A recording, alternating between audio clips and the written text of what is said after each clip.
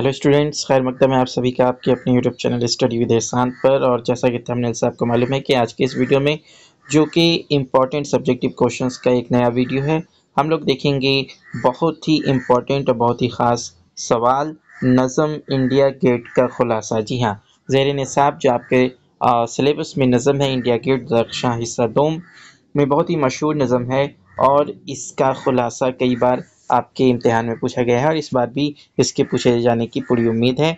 साथ ही साथ इस खुलासा में हम लोग इस तरह देखेंगे नज़म इंडिया गेट के बारे में कि इस नज़म से चाहे जिस तरह का भी सवाल आए, ऑब्जेक्टिव सब्जेक्टिव किस जिस तरह का भी सवाल आए, आप उसे आसानी से सही सही बना सकें। तो चलिए वीडियो को शुरू करते हैं। और उससे पहले एक छोटी सी रिक्वेस्ट है कि अगर आप चैनल पर नए हैं और चैनल को सब्सक्राइब नहीं किया है तो चैनल को सब्सक्राइब कर दें, बेल आइकन को भी ज़रूर प्रेस कर दें ताकि इस तरह के तमाम यूज़फुल और कारआमद वीडियोज़ आप तक पहुँचती रहें, आप उससे फ़ायदा उठा सकें। तो चलिए वीडियो को शुरू करते हैं। तो जवाब आप देखिए कि हमारे निसाब में शामिल नज़म इंडिया गेट जगन्नाथ आज़ाद की तख्लीक है। पहले तो आपको याद रखना है कि इस नज़म के शायर कौन है, इसके खालिक कौन है। तो आपने देखा कि कौन है, जगन्नाथ आज़ाद। ये सवाल आपका ऑब्जेक्टिव क्वेश्चन में बार बार पूछा जाता है, जिसका जवाब आपका इस पहले जुमले से आप ले सकते हैं। उसके बाद देखिए आपका क्या है, फ़िक्री एतबार से ये एक तारीख़ी नज़म है। जैसा कि नज़म के उन्वान से ज़ाहिर है, जगन्नाथ आज़ाद ने दिल्ली की एक तारीख़ी इमारत इंडिया गेट को मौजू बनाकर इसकी तारीख़ी अहमियत बयान की है। फिर आपका ये सवाल आता है कि ये किस तरह की नज़म है। तो आपको याद रखना है कि एक तारीख़ी नज़म है, जिसमें क्या है, नज़म के उन्वान से जैसा ज़ाहिर है कि जगन्नाथ आज़ाद जो इस नज़म के शायर हैं, दिल्ली की एक तारीख़ी इमारत, दिल्ली में आपका इंडिया गेट कहाँ है, दिल्ली में है, आप सब जान रहे हैं। तो ये भी सवाल पूछा गया है ऑब्जेक्टिव में कई साल की, इंडिया गेट कहाँ वाक़ई है। तो आप याद रखेंगे कि दिल्ली में वाक़ई है। तो जगन्नाथ आज़ाद ने दिल्ली की एक तारीख़ी इमारत इंडिया गेट को मौजू बनाकर इसकी तारीख़ी अहमियत बयान की है। इस नज़म में जगन्नाथ आज़ाद ने क्या किया है, इंडिया गेट जो कि एक तारीख़ी इमारत है, दिल्ली की इमारत है, उसकी तारीख़ी अहमियत यानी कि हिस्टोरिकल इम्पोर्टेंस को यहाँ पर बताया है। उसके बाद फिर आगे देखिए ये यहाँ क्या बात सामने आती है, और बज़ाहिर इसकी तारीख़ी अज़मत को बयान करते हुए इसे तारीख़ हिंद का एक रोशन बाब करार दिया है।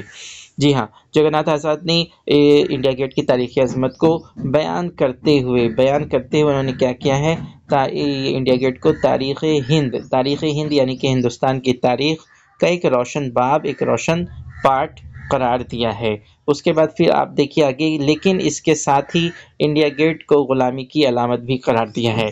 जी हाँ, इस नज़म में इंडिया गेट जहाँ आपके हिंदुस्तान की तारीख़ का एक रोशन बाब है, उसी के दूसरा पहलू ये है कि ये ग़ुलामी की अलामत भी है। वो कैसे, तो आप देखें, क्योंकि इंडिया गेट को अंग्रेज़ों ने अपने अहद हुकूमत में तामीर किया था।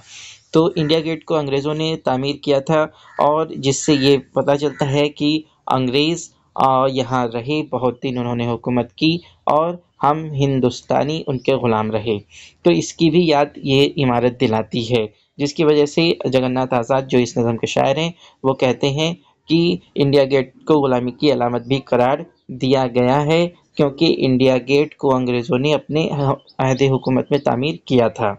उसके बाद फिर आप आगे देखिए, इसके बावजूद शायर को इंडिया गेट में हिंदुस्तान की अज़मत नज़र आती है, लेकिन वो अज़मत के साथ उसे ग़ुलामी की अलामत भी करार देता है।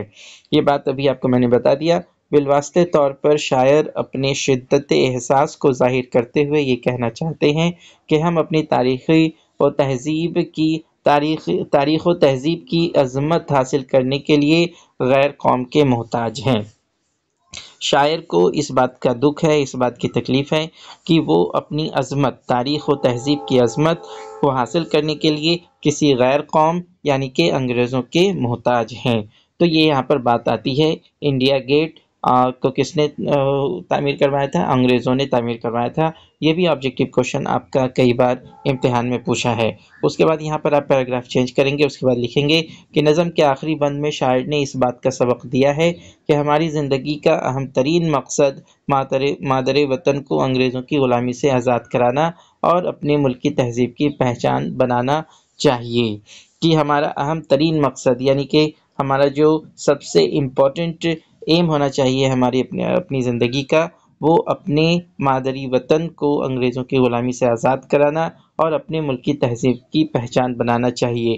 یہ بات کہاں آ رہی ہے؟ نظم کے آخری بند میں یہ بات آ رہی ہے۔ اس کے بعد دیکھیے آج ہمارا ملک ہر طرف غربت و افلاس کا شکار نظر آتا ہے۔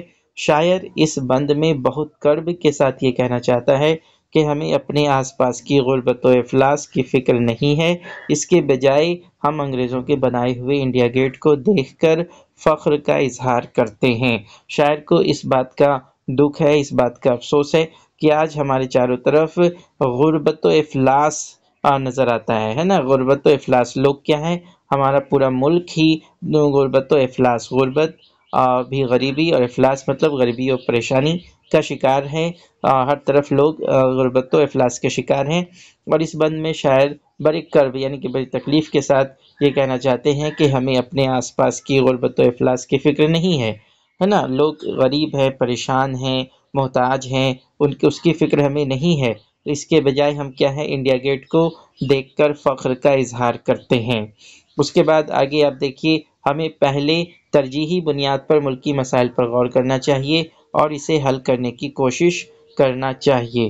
یہاں پر آپ کوشش کرنی چاہیے آپ لکھیں گے، کرنا چاہیے یہاں پہ پرنٹنگ مسٹیک ہے، آپ کو کرنی چاہیے یہاں پہ کر دیں گے۔ تو اب شاعر ہمیں اپنے اس فرض، اپنے اس جو ہمارا کرتویہ ہے، جو ہمارا فرض ہے، وہ ہمیں یہ یاد دلاتے ہوئے کہتا ہے کہ سب سے پہلے ہمیں کیا کرنا چاہیے کہ ترجیحی بنیاد پر ہمیں اپنے مسائل پر غور کرنا چاہیے اور اسے حل کرنے کی کوشش کرنی چاہیے۔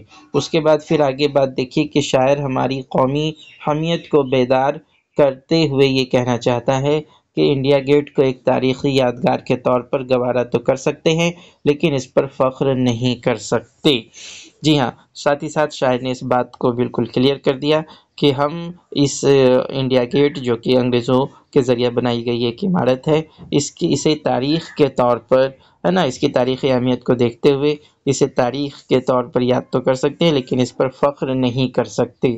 اس کے بعد پھر دیکھیے آگے بات آتی ہے، بلکہ ہمیں اس فخر کے بجائے اپنے ملک کی مسائل پر سنجیدگی سے غور کرنا چاہیے۔ ٹھیک ہے، اس پر فخر کرنے کے علاوہ ہم یہ کریں تو بہتر ہے کہ اپنے مسائل پر سنجیدگی سے غور کریں۔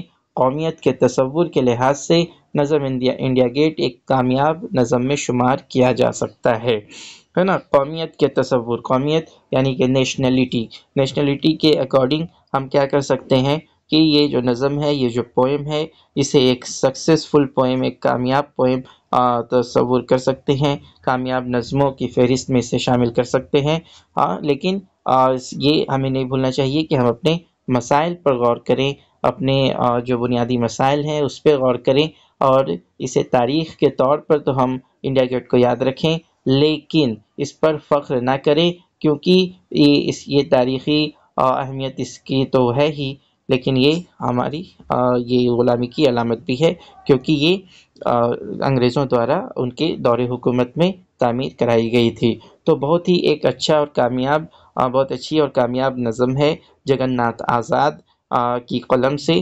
تو اسے آپ کر لیں، اور جو باتیں میں نے آپ کو بتا دی اس سے کئی طرح کے اور کئی سارے آبجیکٹیو کوشچنز بھی آئیں گے، وہ بھی آپ بنا لیں گے، اور اس سے جس طرح کے بھی سوال آئیں گے سبجیکٹیو میں بھی، وہ بھی آپ انشاءاللہ ضرور بنا پائیں گے۔ تو چلیے اگلے ویڈیو میں کچھ نئے سوالات کے ساتھ ملاقات ہوگی۔ تب تک اپنا خیال رکھیں اور خوب محنت کرتے رہیں۔ چینل کو سبسکرائب کر دیں، بیل آئیکن کو بھی ضرور پریس کر دیں۔ بہت بہت شکریہ۔